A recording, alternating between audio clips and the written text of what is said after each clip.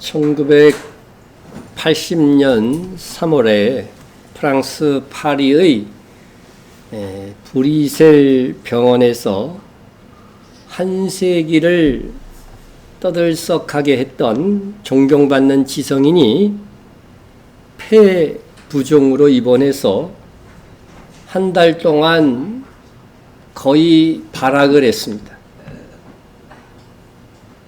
너무 괴로워서 또 죽기 싫어서 소리치는, 아내는 그 괴로워하는 소리 때문에 그에게 병명조차 얘기하지 못하고 어떤 위로조차 하지 못하고 지켜보았습니다. 이 사람은 한 세기에 가장 커다란 발자취를 남겼던 철학자 사르트르였습니다. 이것이 그의 말로였습니다. 1980년 4월 16일 그는 입원한 지 한 달 만에 병원에서 그렇게 세상을 떠났습니다. 근데 그가 세상을 떠나고 나서, 제가 이때가 대학교 1학년 때거든요. 아주 언론이 시끄러웠습니다.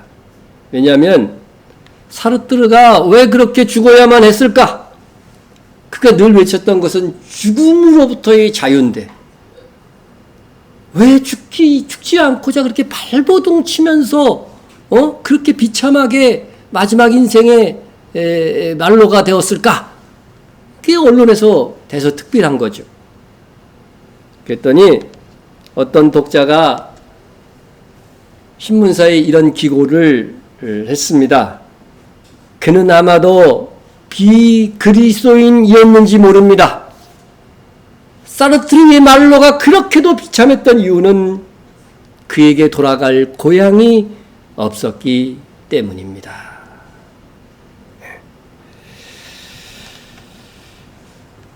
반면 우리에게는 돌아갈 고향이 있습니다. 우리는 하나님께로부터 왔기 때문에 하나님께로 돌아가게 될 것입니다. 그런데 하나님께서 더욱이 이 세상에서도 우리가 영원한 고향에 대하여 조금이라도 맛보기를 주셨어요. 맛보기 하라고. 그게 바로 우리의 교회고 가정인 것입니다. 정말 어려울 때는 가족밖에 없다. 실감해 보셨습니까? 인생을 오래 사신 분들은 정말 내가 어려울 때는 가족밖에 없구나.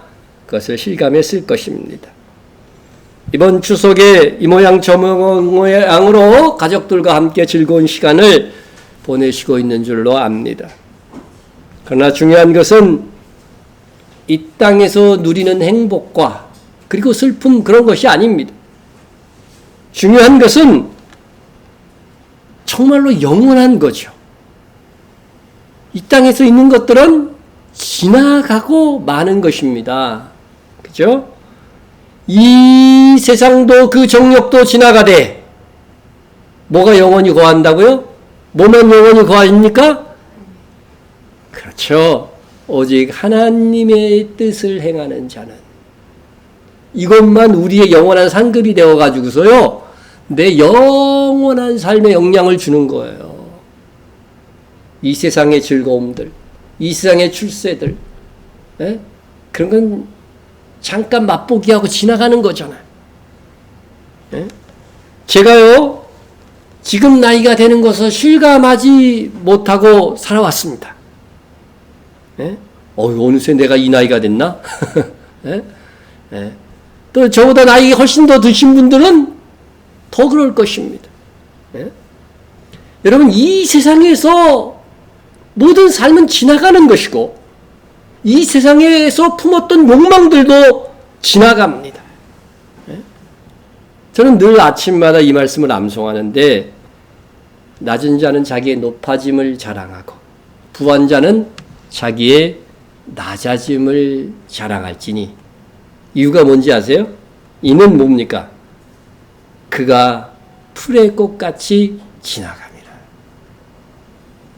여러분, 이 세상에서 낮고 가난하고 그리고 부하고 잘되고 뭐 이런 것들은요, 이 세상에서 자랑거리가 아닌 거예요. 지나가고 마는 것입니다. 마치 영혼에 비하면 뭐라고요? 풀의 꽃과 같이. 그날 펴가 그날 지는 게 풀의 꽃이에요. 그와 같이 영혼에 비하면 우리 인생은 짧은 거죠. 이 짧은 인생 속에서 영원한 것을 추구할 수 있는 자가 가장 지혜로운 것이죠. 가장 지혜로운 것입니다. 예? 추석을 가족들끼리 모여서 즐거운 시간을 가지는 것 우리에게 좋은 나눔의 기회입니다. 하지만 영원한 그 나라에서 내 가족이 함께 지낼 수 있느냐 없느냐 그것이 훨씬 더 중요합니다. 예? 그러므로 가족을 위해서 기도할 때 어디에 초점을 두고 기도해야 되느냐? 거의 기도 부탁하는 걸 보면은 뭐 부탁하냐면요. 건강, 사업 잘 되게, 그죠?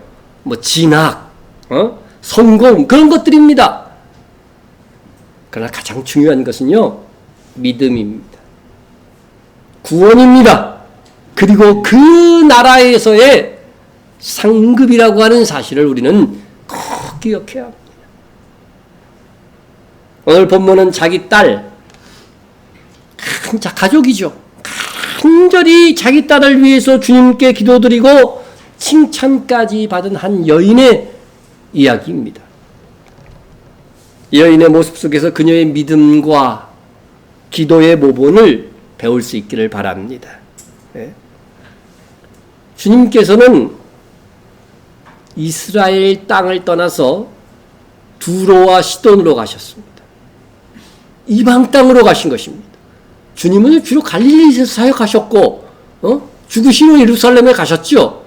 예루살렘에 3번 가셨는데 주 무대는 갈릴리 호수를 쭉 돌아다니면서 여러 마을에서 이렇게 사역을 하셨는데 시돈 땅, 그죠? 두로와 시돈 땅으로 갔습니다. 거기서 한 여인을 만납니다. 이 여인은 예수님께 달려와서 뭐라고 소리치냐면 주 다윗의 자손이요.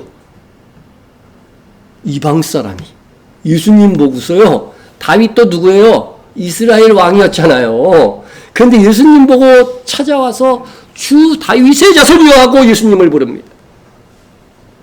여러분 다윗의 자손이요 이 말은요. 그리스도예요. 메시아를 뜻하는 거예요. 예? 구약의 그리스도께서 다윗의 자손으로 오실 것이라고 예언되어 있기 때문에 주 다윗의 자손이요 이렇게 말했던 것은 당신은 그리스도십니다. 나의 구원자이십니다. 이렇게 부르짖는 겁니다. 예? 그러니까 이 여인은 예수님을요 이방 여인이었지만 하나님의 아들로 그리스도로 믿고 있었습니다. 그래서 오늘날로 얘기하면 유대인의 중요성을 깨닫고 있는 이방인이에요. 이 여인은 분명히 유대인은 아니었지만 유대 근처에 사는 이방인으로서 예수님에 관한 소식을 소문으로 들었을 것입니다. 그 소문을 듣고 예수님을 주와 그리스도로 믿은 것입니다. 여러분 믿음은 그렇게 들음에서 나는 것입니다. 예? 어떤 사람은 들어도 안 믿어지는 사람이 있죠. 근데 희한하게 어떤 사람은 똑같은 말씀을 전해도 믿는 사람이 있어요. 이게 하나님이 예정한 자고 하나님이 택하신 자인 거죠. 그런데 이상하게도 여인이 따라가면서 예수님께 주 다윗의 자손이여 나를 불쌍히 여기소서 내 딸이 흉악한 귀신에 들렸나이다. 막 고함치고 부르짖으면서 따라갑니다. 근데요 예수님이요 들은 척도 안 해요. 아주 침묵하면서 지나가십니다.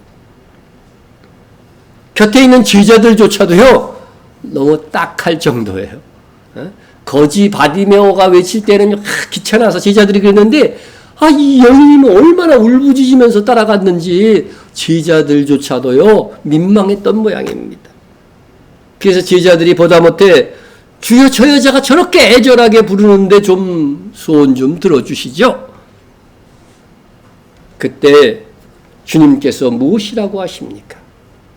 나는 이스라엘 집에 잃어버린 양 외에는 다른 데로 보내심을 받지 아니하였노라. 그때 여인이 재빨리 예수님께 다가와서 자기의 가슴을 땅에 대고 절하면서 간구합니다. 예? 주여 저를 도우소서. 주여 저를 도와주십시오. 내 딸을 고쳐주십시오. 내 딸을 불쌍히 여기십시오 하지 않고 지금은 이제 뭐라고 말해요? 날 놓아달라는 거예요. 날 놓아달라는 거예요. 여인은 이미 딸의 고통이 자기의 고통이 된 거죠. 그게 가족인 거죠. 예? 오히려 딸은 귀신이 들려서 자신이 자기의 고통을 모를 수 있어요. 그죠? 근데 어머니가 그 딸의 모든 고통을 다 짊어지고 있는 것입니다. 여러분, 이것이 실감이 나십니까? 오늘날도 보면요, 불신 자녀, 불신 가족, 혹은 믿어도 시원치 않게 믿고 있는 그런 가족들을 두신 아주 신앙이 좋으신 여인분들은 이 심정을 아실 것입니다. 믿지 않고 있기 때문에, 또 믿음이 있어도 그 열정이 팍 식어 있는 상태이기 때문에 그 식구들은, 그 사람들은, 그 자녀들은 자신의 영적인 이 비참함을 알지 못해요. 예수 믿지 않는다고, 교회에 나가지 않는다고 뭐 어떤 마음의 괴로움이 있느냐, 그 사람들이 없어요. 예? 더 유쾌하게 나보다 더 잘 살고 있어. 믿어도 대충 믿으면요, 예수 믿는 것이 편합니다. 송구 영신 예배만 나오면서 믿으면 참 편하죠. 죄와 치열한 어떤 싸움, 그 속에서 느끼는 그 괴로움도 없어. 세상과 적당히 타협하면서 사는 게 즐거운 거죠. 여러분, 죄질 때 즐겁기만 하고 마음 한편에 막 그 속에 괴로움이 없다고 한다면 여러분은 좀 심각한 거지, 그거는. 그건 내가 예수 믿는지 안 믿는지 그거부터 의심해 봐야 되는 거죠. 그러나 제대로 믿고 있는 나는 괴롭습니다. 나만 더 애가 탑니다. 저렇게 믿지 않다가 저렇게 대충 믿다가 어떻게 된다는 것을 나는 알기에 나는 괴로운 거예요. 그렇게 가난한 여인의 이 딸은 자신의 비참함을 자각하지도 못하고 있지만 이 딸의 어머니는, 이 여인은 딸의 비참함을 올고지 짊어지고 주여 나를 도우소서 하고 주님께 요청한 것입니다. 그런데 예수님께서 또다시 의외의 대답을 하십니다. 자녀의 떡을 취하여 개들에게 던짐이 마땅하지 아니하니라. 아니, 이 무슨 충격적인 말씀입니까? 에? 이 모욕적인 말 아니에요. 에? 이 말씀을 바꾸면 유대인은 내 자녀지만, 자녀라서 내가 병 고치기도 하고 복음도 전하지만은 너는 내 자녀가 아니고 개야. 어떻게 개 같은 여자에게 내가 은총을 베풀 수 있느냐? 이렇게 말한 것입니다. 개 취급을 받은 이 가난한 여인은요, 정말 막 분노하고 화를 낼 만한 상황입니다. 예? 그런데 여인의 대답도 또 놀랍습니다. 주여 올소이다마는 개들도 제 주인의 상에서 떨어지는 부스러기를 먹나이다.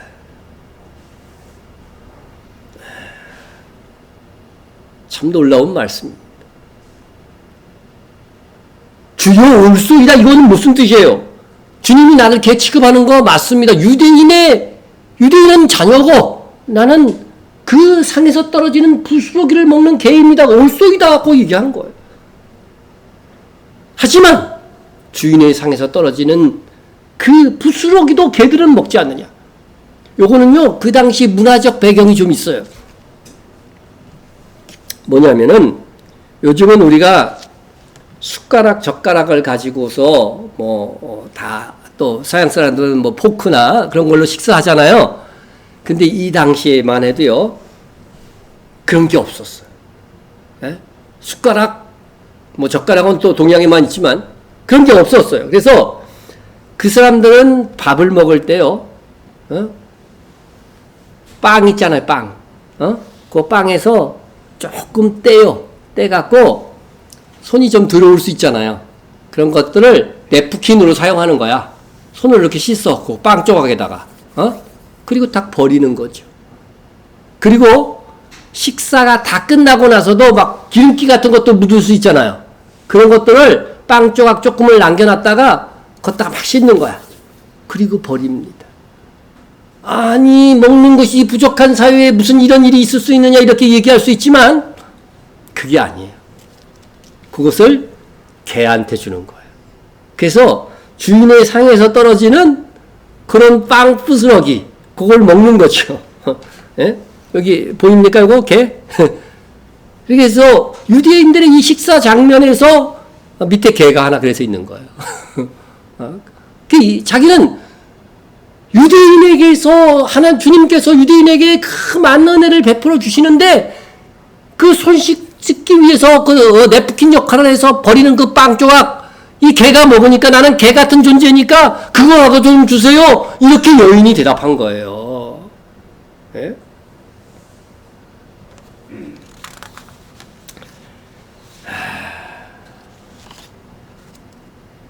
여러분, 얼마나 정말 철저하게 자기 딸을 위해서 낮아진 거잖아요. 그죠?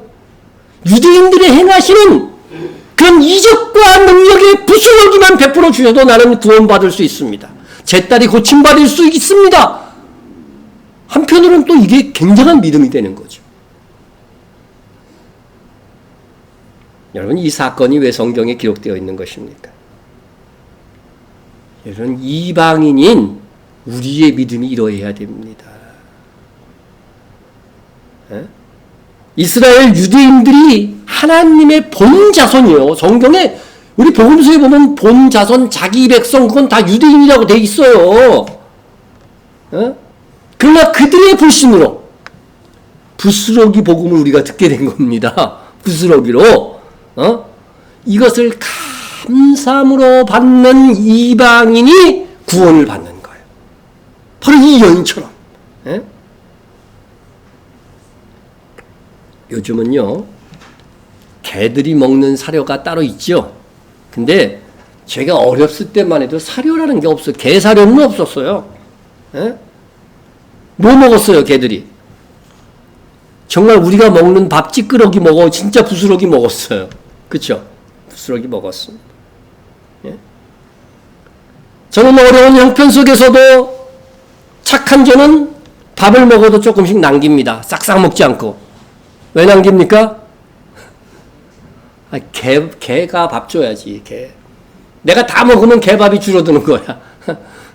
그래서 어린 마음에도 그런 기억이 있어요. 그런 기억이 있어. 개밥 줘야지, 개밥. 우리 민족에게는 그런 착한 마음이 있어요. 감도 어떻게 돼요? 이게 까치밥이라고 해서 감을 나무마다요, 서너 개, 어떤 사람, 후한 사람 한 10개 정도 이렇게 남겨놔요. 그죠? 까치가 와서 먹으라고. 그와 같이 남겨두는 것이 있는 거죠. 남겨주는 것이 있는 거죠. 가나안 여인은 이런 까치밥이나 개에게 베푸는 잡이라도 자신에게 베풀어 달라는 것입니다. 주의 은혜는 이러한 사모함이 있는 이방인들에게 임하는 것입니다. 유대인들을 무시하고 그들을 예수님을 죽인 자 하여 저주하는 것이 아닙니다. 성경은 우리에게 그렇게 가르치고 있지 않아요. 유대인들은 예수님을 죽는 데 내어진 결과로 그들의 후손은 지금까지 많은 고난을 받았습니다. 분명히 하나님이 주신 벌이지요. 하지만 우리가 직접, 믿는 우리가 직접 유대인들을 박해하는 역할을 하라고 하신 것이 아닙니다. 오히려 우리 믿는 유대인들을 살피고 영적으로나 육적으로나 도와주어야 됩니다. 왜냐하면 우리는 그래도 그 믿는 유대인들, 예수님의 제자들이 다 유대인이었는데요, 뭐, 그죠? 그 믿는 유대인을 통해서 우리가 뭘 받았어요? 어쨌든 그들의 상에서 떨어지는 복음을 받았어요. 예? 그래서 예루살렘에 흉년이 들었을 때에 바울은 이렇게 말합니다. 저희는, 자, 여기 실제로 저희가 이방인이에요. 이방인은 유대인에게 빚진 자니, 만일 이방인들이 유대인의 영적인 것을 나눠 가졌으면 육적인 것으로 그들을, 유대인을 섬기는 것이 어떻다고요? 마땅하다는 거예요. 마땅하다는 거예요. 예? 여러분, 이스라엘에 큰 흉년이 들고 어려움이 있으면요, 우리가 어떻게 해야 돼요? 이 말씀에 근거해서 도와줘야 되는 거죠. 도와줘야 되는 겁니다. 예? 이것이 유대인들의 선교로 복음을 듣고 구원받은 이방인들의 태도이어야 한다고 성경에 정확하게 기록하고 있어요. 이제는 이방인이 받는 부스러기 복음이 너무 커져서 온 세계에 충만해졌습니다.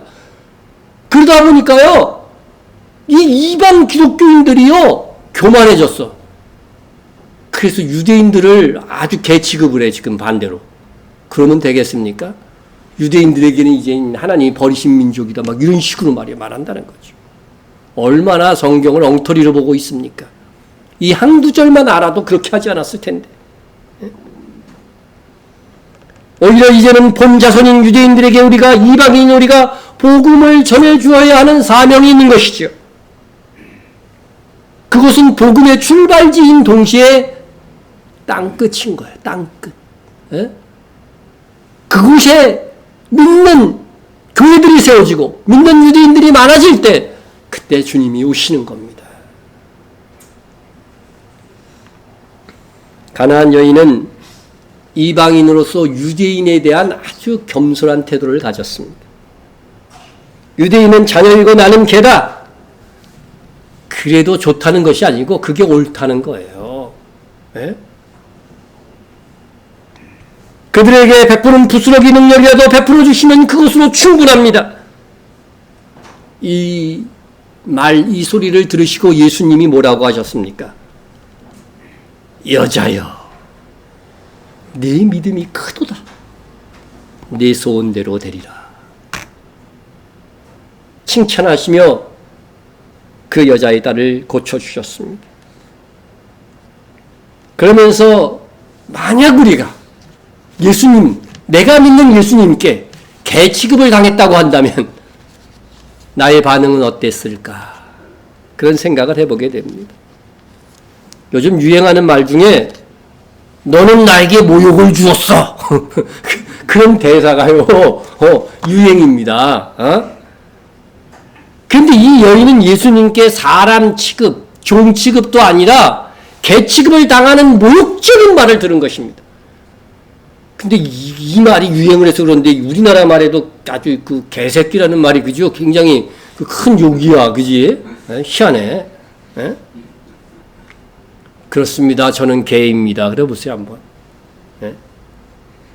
근데요, 잘생긴 사람 보고 못생겼다고 하면은요, 상처가 될까요, 안 될까요? 나는 잘생겼다는 것을 자기가 확신하고 있는 사람. 그죠? 그런 사람은 상처가 안 됩니다. 내가 구원의 확신이 있어, 내 자존감으로. 그러면 너 구원 못 받았어. 아무리 그래도 어떻게 돼요? 그 말이 별로 그렇게 나에게 영향을 안 미칩니다. 그런데 저보고 못생겼다 그러면 어떻게 될까요?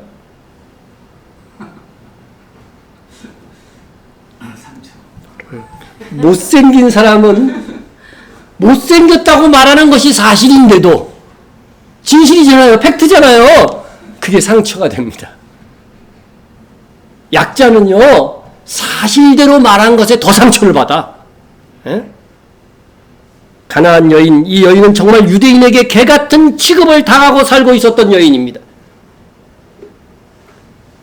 예수님 당시에 유명한 철학자 중에는 노예를 뭐라고 말했냐면요, 말하는 편리한 도구래요. 말하는 편리한 도구. 또 유대인 남자들의 기도문 중에는요, 이런 게 있어요. 하나님, 내가 이방인으로, 여자로, 노예로 태어나지 않은 것을 감사합니다. 네, 조금 잘못 썼는데, 아는 것을 감사합니다. 물론 이것이 유대인의 편견에서 나온 말이라 할지라도 이것이 당시 현실이었다는 거예요. 예? 근데 여인은 이방인이었습니다. 당시에서 차별이 존재하는 여자였습니다. 거기에다가 노예도 아니고 뭐라 그래요? 계치급을 받았으니까 예수님께 이거는 이 3종 세트 중보다도 그죠? 이방인 여자 노예보다 더 못한 취급을 예수님께 받은 거 아니에요. 예? 왜 예수님은 여인에게 평상시에 하시지 않는 이 막말을 하신 것일까? 예? 성경에 이런 말씀이 있습니다. 그가 비록 근심하게 하시나 그의 풍부하신 인자하심을 따라 긍휼히 여기실 것입니다. 주께서 인생으로 고생하게 하시며 근심하게 하심은 뭐가 아니라고요? 본심이 아니시로다. 네. 하나님은 우리로 고생하게 놔두시고 근심하게 하시는 것은요, 본심이 아니에요. 우리에게 잘되게 하시고자 하시는 최종적인 목적을 가지고 과정 속에서 근심하게도 하신다는 것입니다. 예수님께서 여인에게 험한 말을 했지만 여인을 무시하고 모욕 주기 위한 목적이 아니었다는 거죠. 예? 예수님께서 그래서 여인을 무시하는 말씀 속에서도 오히려 그녀의 믿음이 어떻게 돼요? 드러나게 하셨어요. 드러나게 하셨어요. 그리하여 여자여 네 믿음이 크도다. 정말 예수님께 이런 칭찬 들으면 얼마나 좋을까요? 그죠? 예수님께서 가장 중요하게 여기시고 생전에 칭찬하고 꾸중하셨던 것은 믿음이에요. 그죠? 믿음이 없는 세대요. 믿음이 적은 자요. 내가 언제까지 너희에게 같이 있어야 되느냐. 막 이러면서 그냥 예수님이 꾸중하시잖아요. 반면에 또요. 내 믿음이 크도다. 이만한 믿음을 본 적이 없다. 예? 다르게 착하게 산 거 그런 게 문제가 아니라 예수님은 믿음이 있느냐, 믿음이 있어도 크냐 작으냐 이걸 가지고 칭찬하시고 꾸중도 하셨다는 사실들을 기억하세요. 예? 근데 이 여인은요, 내 믿음이 크도다. 근데 정말 이 여자의 믿음이 큰 걸까요? 큰 걸까요? 여러분, 제자들은요, 예수님의 능력과 이적을 늘 본 사람들이에요. 그렇잖아요. 에? 근데도 뭐라 그랬어요, 맨날? 에? 믿음이 적은 자요. 에? 막 이런 꾸중 들었잖아요. 베드로도 그렇고. 에? 그들은요, 정말 나는 예수님이 이 땅에서 베푸신 기적 한 번만 보면요, 나는 완전히 믿음이 하늘로 솟을 것 같아. 근데 제자들은 얼마나 많은 기적을 봤어요.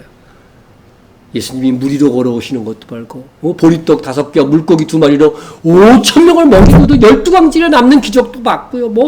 안진뱅이가 일어나고 소경이 눈뜨는 거는 너무 봤거든요. 유대인들도 마음만 먹으면 예수님의 말씀을 들을 수 있었고 예수님의 치유와 능력을 볼 수 있었습니다.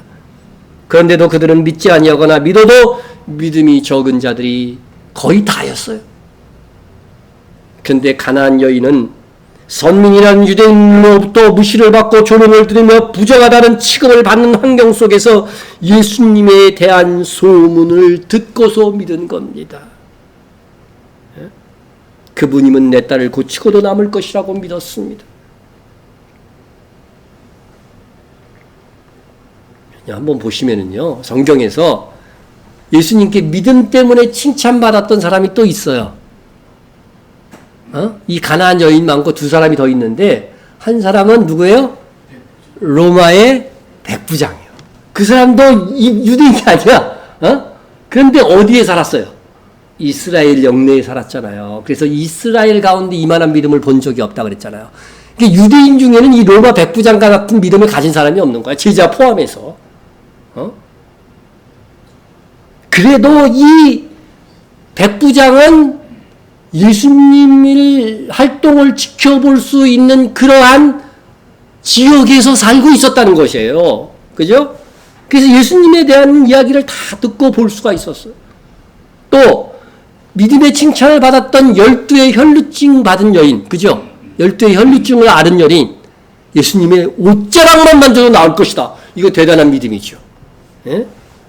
근데 그 여인도 어디에 살고 있었어요? 여전히 이스라엘 땅에서 살고 있었기 때문에 예수님의 이적을 듣고 보고 할 수 있었을 것입니다. 그런데 이 가나안 여인은 이방 땅에 계셨기 때문에 이전까지는 한 번도 그곳에 오신 적이 없었어요. 소문만으로 예수님을 들을 수밖에 없었어요. 그리고 칭찬받은 이 믿음의 두 사람은요, 이 여인처럼 모욕적인 말도 안 들었어. 그렇잖아요. 너는 개 같은 여자야. 이런 말 안 들었다니까요. 그런데 가나안 여인은 당시 이스라엘과 이방 땅까지 합하여 최고의 믿음이 아니었을까. 로마의 백부장은 이스라엘 땅 안에서, 이스라엘 안에서 최고의 믿음이라고 인정해 주셨는데, 아마도 이 가나안 여인은 이스라엘과 그 당시 이방 사회까지 합쳐서 가장 믿음이 출중한 여인이 아니었을까 하는 것입니다. 정말 그녀가 살던 환경까지 고려하면 최고의 믿음을 가진 것입니다. 하나님은 이것까지 다 계산하셔요. 다시 오셔서 또 상급 주실 때는 다 계산하셔요. 왜 나사로의 믿음이 대단해요? 나사로가 무슨 복음 전파를 했어요? 뭐 대단한 일을 했어요? 에? 나사로의 믿음이 왜 대단해? 거지였잖아요. 몸에서 진물이 나고 개가 와서 핥았잖아요. 그래도 어떻게 돼요? 하나님을 믿는 믿음을 유지하고 있었다는 그것만으로도요, 그는 큰 믿음을 가진 자인 거죠.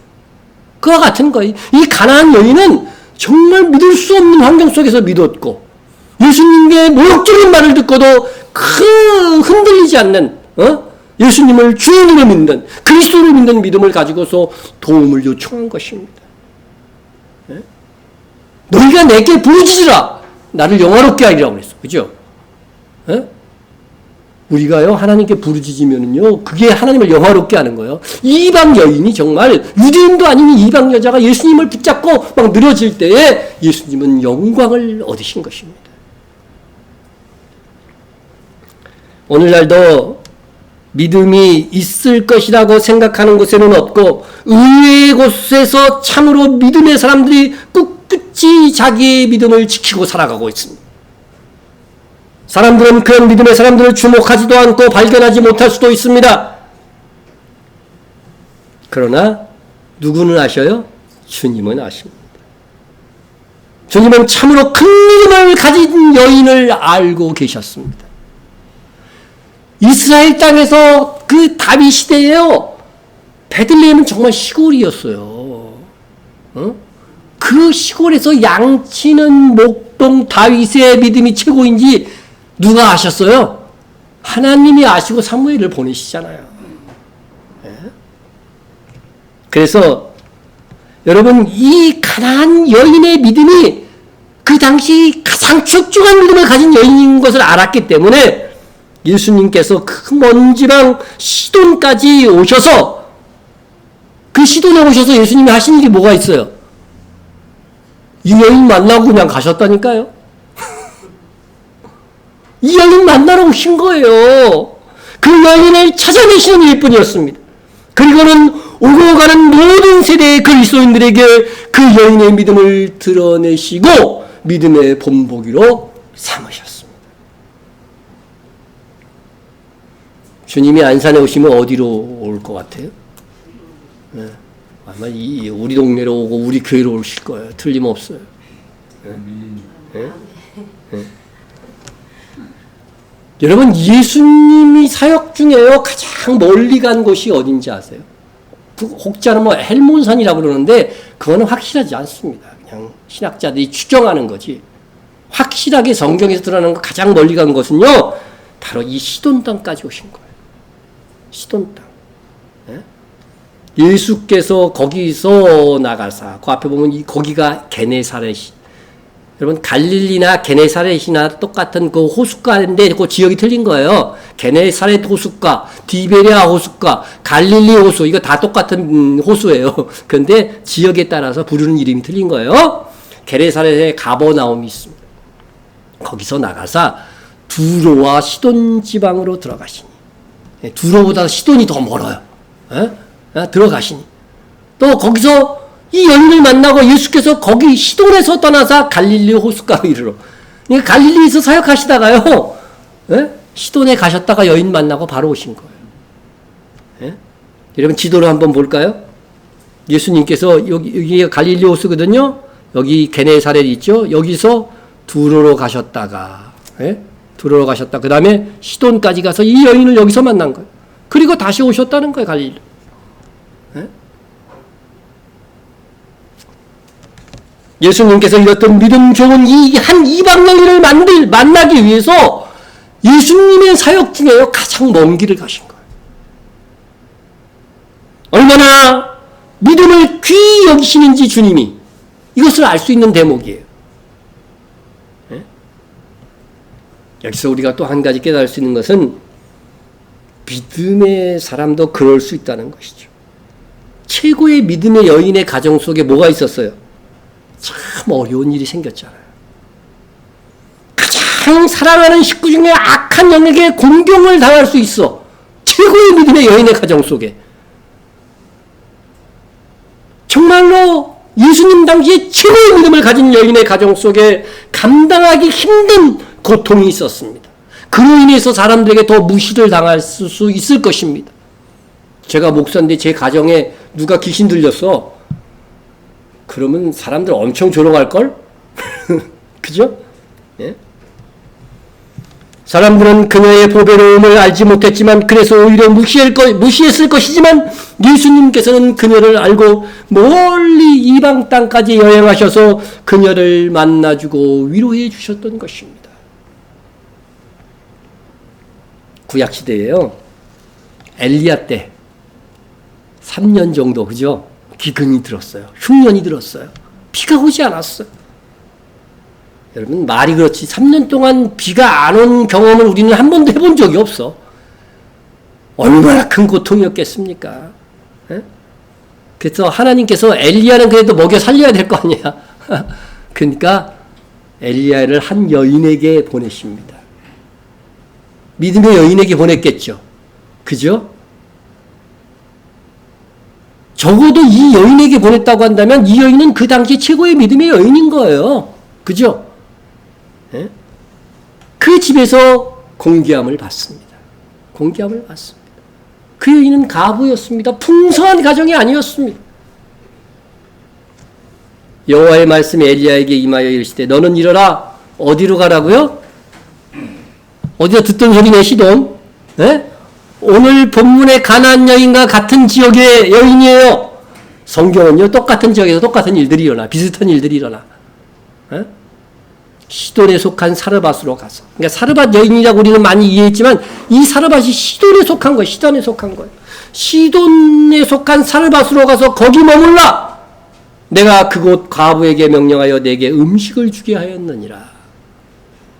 놀라운 말씀입니다.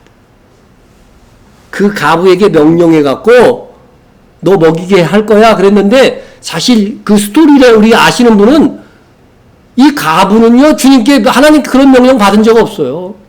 그냥 자기 마음에 우러나는 마음으로 헌신한 거죠. 그 헌신할 수 있는 마음, 그 은혜를 누가 주신 거예요? 하나님이 주신 거잖아요. 그래서 내가 충성하고 헌신하는 이것이 하나님의 은혜라는 것 또한 알아야 되는 겁니다. 예?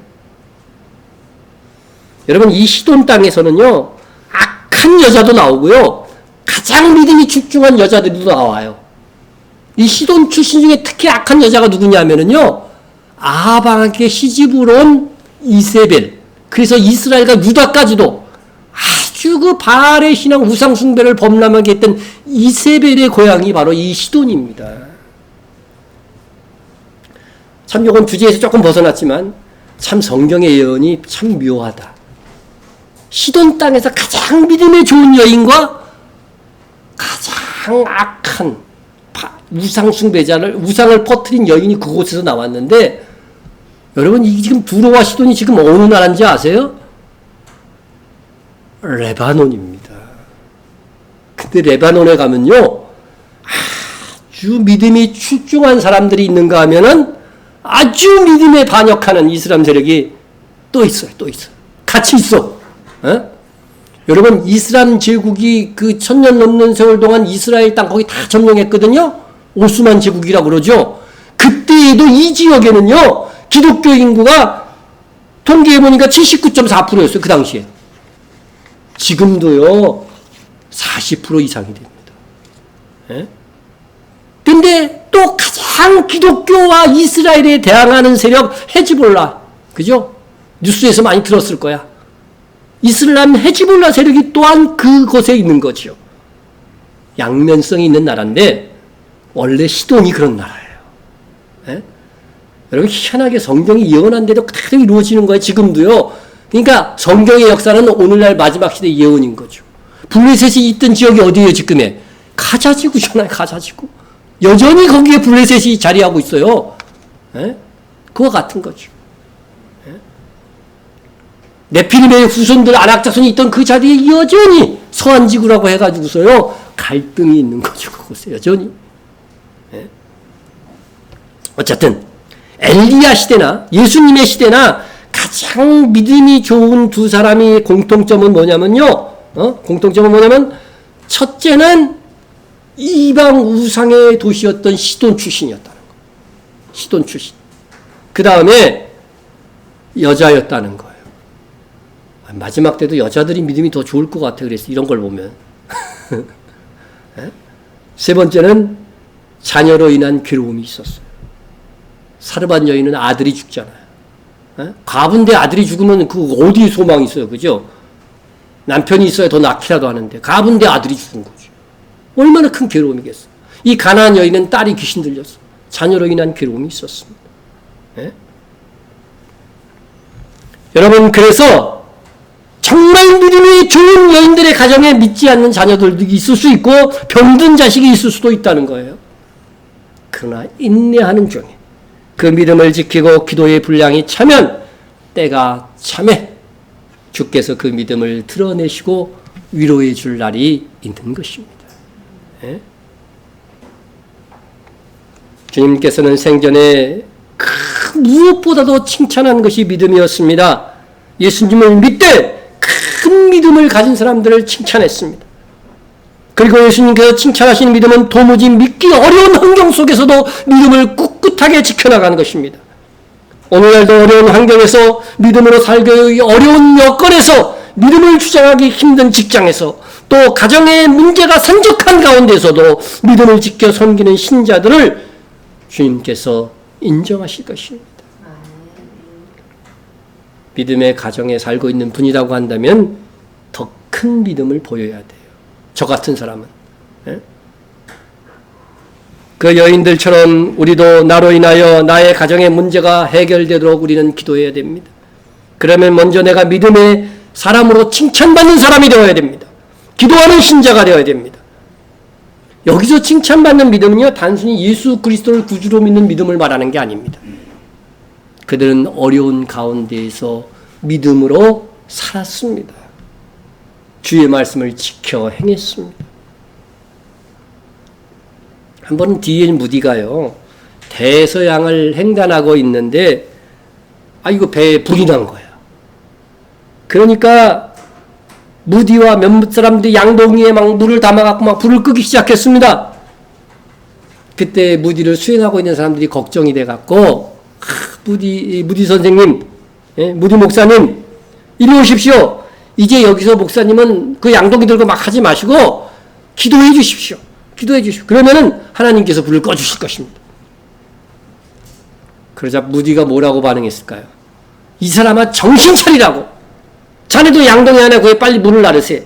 물을 나르면서 기도하세요. 그러면 하나님께서 불을 꺼주실 것일세.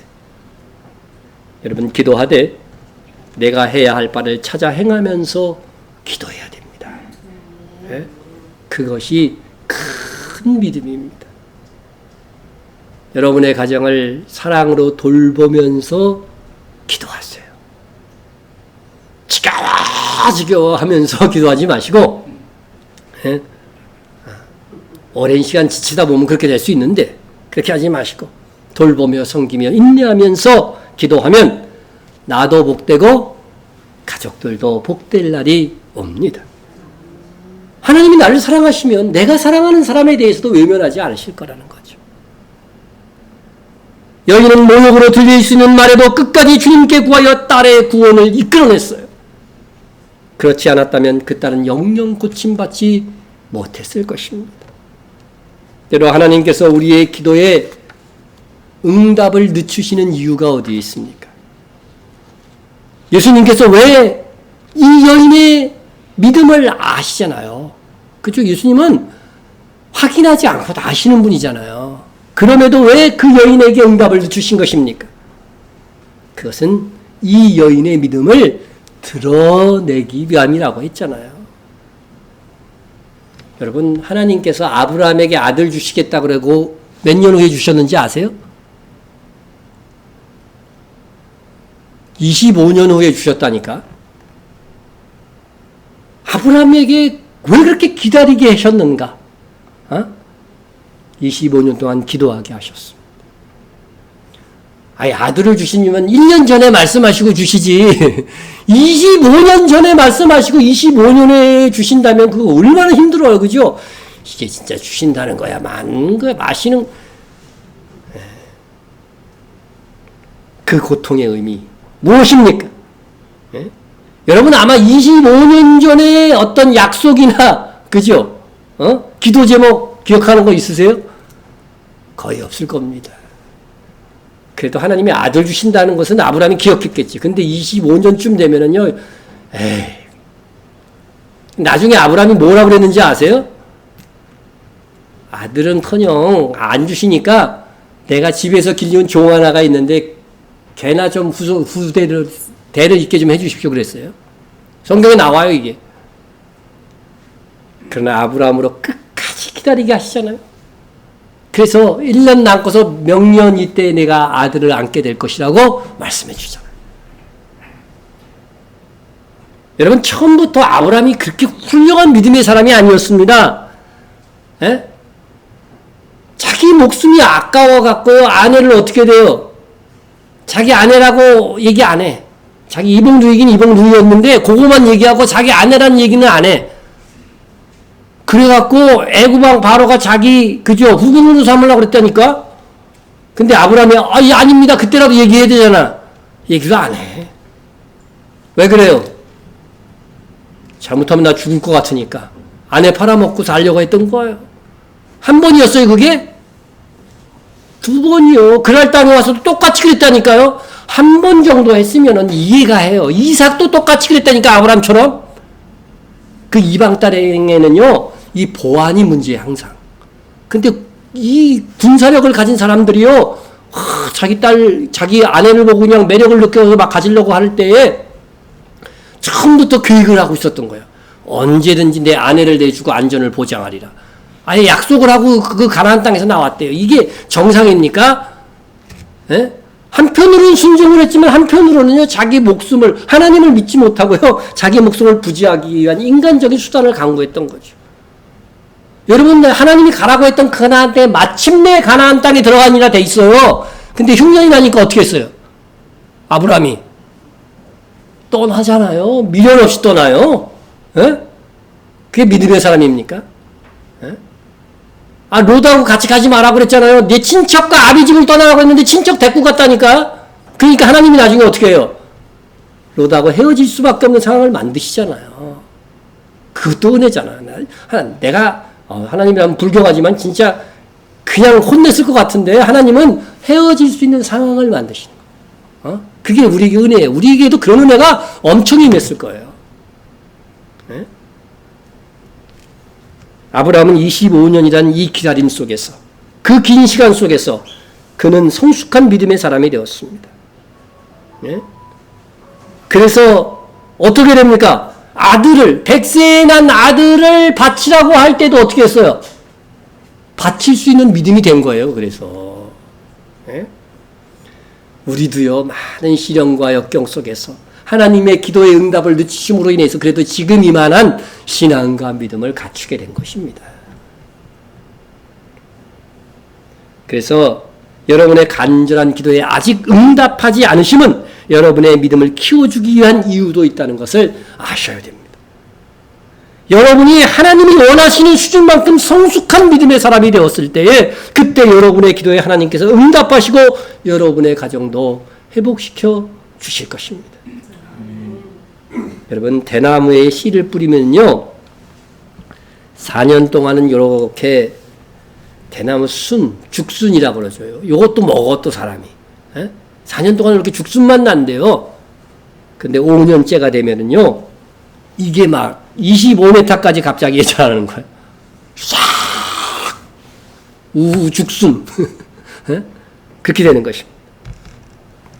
여러분, 우리가 불신 가족을 위해서 기도하고 또 믿음이 연약한 가족을 위해서 기도하고 지금 그들이 그렇게 기도함에도 조금도 변하지 않고 나아지고 있지 않게 보일 수도 있습니다. 그러나 낙심하지 마십시오. 지금 내가 기도한 만큼 하나님은 역사하고 계십니다. 예?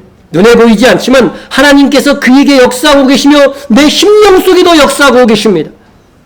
중요한 것은 응답될 때까지, 나의 기도의 분량이 찰 때까지 포기하지 않고 기도하는 것입니다. 아마도 응답되기 직전이 가장 힘들 것입니다. 예? 여러분, 동이 트기 전에 가장 어둡다고 그러죠. 하루 중에 언제가 제일 추워요, 겨울에? 해 뜨기 전. 제일 춥습니다. 아무리 기도해도 응답해 주지 않는 것 같습니다. 가나안 여인처럼 너는 믿음이 그렇게 좋은데 너의 식구들은 왜 그러냐? 조롱조의 말을 들을 수도 있습니다. 오늘 본문의 시돈의 가나안 여인도 응답되기 직전이 가장 큰 시험이 왔어요. 여러분, 시험이 우리 사는 동안 있어요, 없어요? 시험이 있으니까 시험에 들지 말게 하옵시고 기도하라고 그랬죠. 근데 시험에 들었어 이미. 그럼 어떻게 해야 돼요? 그것도 가르쳐 주셨잖아요. 다만 악에서 구하여 주옵소서. 그러니까 시험에 들기 전에는 시험에 들지 않게 기도해야 되고요. 이미 시험에 들어버렸는데 그러면 다만 악에서 구해 주옵소서. 그렇게 기도하면 됩니다.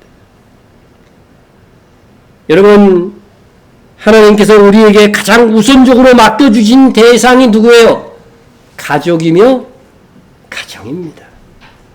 죽을 때까지 가정을 위해 기도해야 되는 사명이 우리 모두에게 있어요.